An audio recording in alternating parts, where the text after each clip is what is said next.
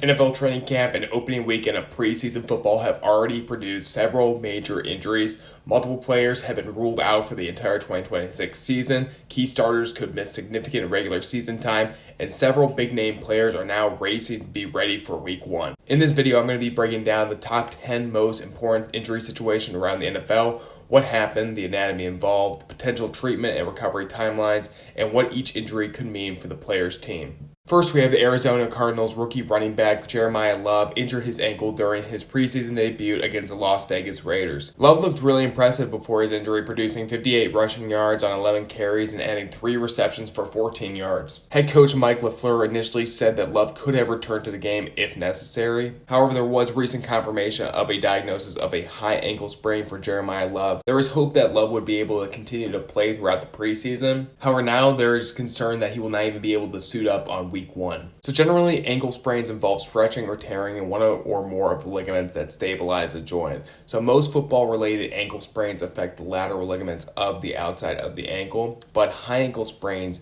can require a much longer recovery. Treatment will most likely focus on reducing pain and swelling, restoring ankle motion, and rebuilding strength and balance. Before returning, Love must demonstrate that he can accelerate, cut, and absorb contact without pain or instability. So a mild lateral ankle sprain may improve within 1 to 2 weeks.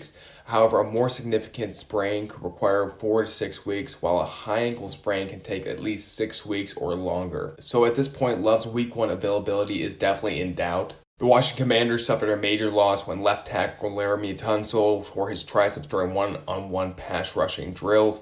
The triceps is a large muscle located in the back of the upper arm. Its tendon attaches near the elbow and is responsible for extending or straightening the arm. For an offensive tackle, the triceps is essential when extending the arms into the defender, maintaining separation and controlling a pass rusher. A complete triceps tendon rupture usually requires surgery to reattach the tendon to the bone. Early rehabilitation protects the repaired before the athlete gradually restores elbow motion and upper body strength. A return to football frequently requires approximately 4 to 6 months, although the timeline can vary based on the location and severity of the tear. Tunsil is expected to miss a significant portion of the season, and it remains uncertain whether he will return in 2026. This is a substantial loss for Washington. Tunsil is a 5-time Pro Bowl left tackle responsible for protecting Jaden Daniels' blindside. The Commanders must now replace one of the NFL's best pass protectors while also managing injuries elsewhere on the offensive line. Tunsil's absence could affect the protection packages Washington uses and make it much more difficult to consistently tack downfield. Atlanta Falcons edge rusher Jalon Walker tore his ACL during an 11-on-11 training camp drill and has officially been ruled out for the 2026 season. The ACL is one of the most primary stabilizing ligaments inside the knee. It limits forward movement of the tibia or shin bone and helps control that rotation. ACL injuries commonly occur when athletes plant the foot and rapidly change directions, particularly if the knee collapses inward while rotating. Walker's injury reportedly occurred during a pass rushing play at a non-padded practice. Treatment for an NFL player will almost always involve ACL reconstruction. Rehabilitation begins with controlling pain, swelling, and restoring full knee extension, and rebuilding quadricep activation.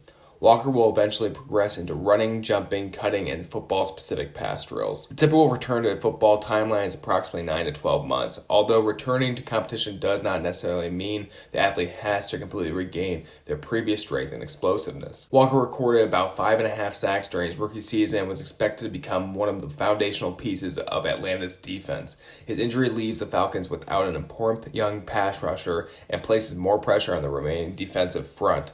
Atlanta has added veteran Cameron Sample, but replacing Walker's athletic ability and long-term upside will be difficult. Ricky Pearsall's 2026 season is over because of an ongoing PCL injury in his knee.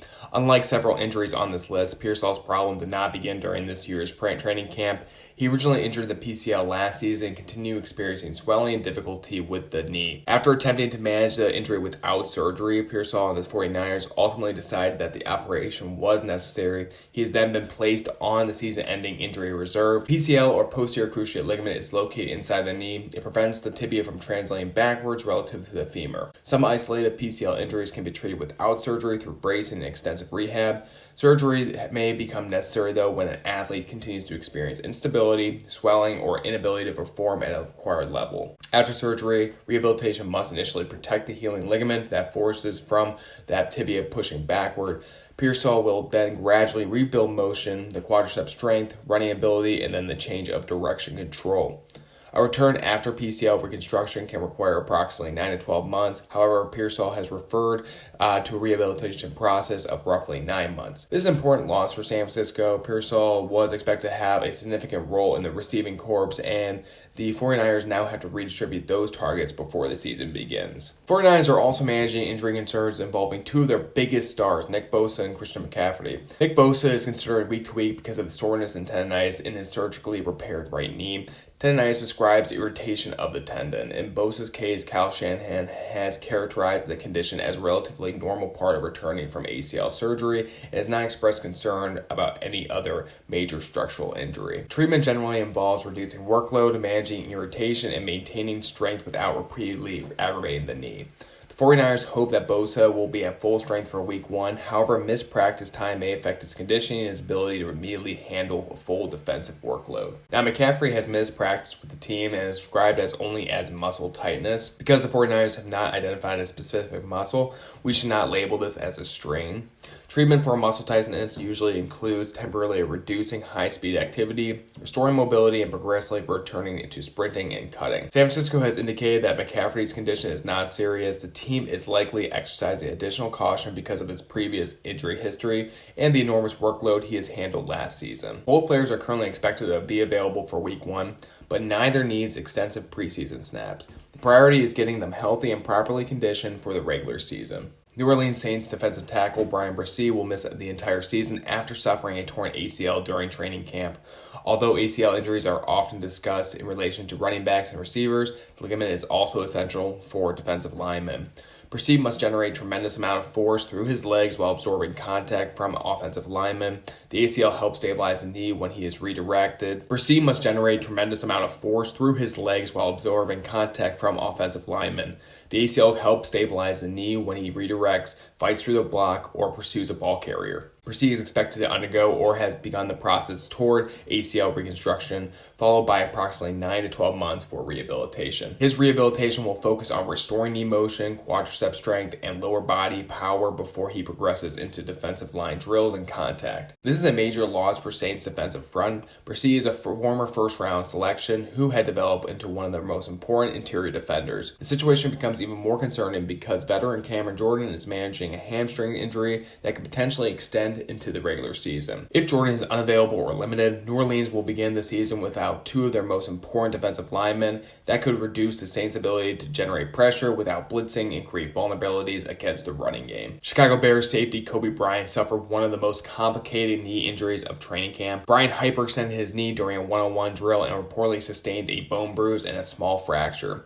The original expectation was an absence of approximately 8 to 10 weeks. However, Bryant subsequently underwent surgery, and Chicago now expects him to miss 4 to 6 months. The team has not publicly detailed the exact procedure, therefore we should avoid assuming that the specific ligament, meniscus, or cartilage structure was repaired. Generally, a hyperextension mechanism can compress the front of the knee while stretching structures along the back. Depending on the amount of force, it can cause bone cartilage, capsule, or ligament damage. Bryant's rehabilitation will initially focus on protecting the surgically treated tissue and allowing that fracture to heal. He will then need to restore the knee motion, strength, speed, and change direction ability. Even the earliest 4-month projection would place his potential return around December. A 6-month timeline would likely end his regular season. Bryant signed a 3-year contract with the Chicago Bears and was expected to become a central piece of the Bears' reconstructed secondary. Detroit Lions starting center Cade Mays fractured a small bone in his wrist and is expected to miss approximately 8 to 10 weeks. Treatment depends on which bone was fractured and whether the fracture is stable. A stable fracture may be treated through immobilization in a cast or brace. A displaced or unstable fracture, however, though, may require surgery to restore alignment and stabilize the bone. For an offensive lineman, returning involves more than simply waiting for the fracture to heal. Mays must regain wrist motion, grip strength, and the ability to tolerate repeated contact. As a center, he must be able to snap the football consistently before immediately engaging a defender. An 8 to 10 week timeline means Mays will likely miss several regular season games. Lions signed him to become the starting center, making him responsible for snapping the football and assisting Jared Goff with protection calls and offensive line communication. Detroit still possesses one of the NFL's most talented offenses, but changing centers shortly before that season can affect communication, pass protection, and the timing of its running game. Carolina Panthers running back Chuba Hubbard is considered week to week with a hamstring injury. The hamstrings are a group of 3 muscles located along the back of the thigh. They help extend the hip and bend the knee and are especially important during acceleration and high-speed running. Hamstring strains commonly occur when the muscle is rapidly lengthened while producing significant force. Carolina has not yet announced a grade of Hubbard's injury. A mild grade 1 strain may improve in approximately 1 to 3 weeks, while a moderate grade 2 strain can require 4 to 8 weeks. Treatment involves controlling pain, gradually restoring strength, and eventually progressing into high-speed running. Before returning, Hubbard should demonstrate that he can sprint and cut and accelerate without symptoms. The head coach Dave Canales has expressed confidence that Hubbard will be ready for week 1. However, hamstring strains have a relatively high recurrence rate, particularly when athletes return before regaining full strength and sprinting capacity.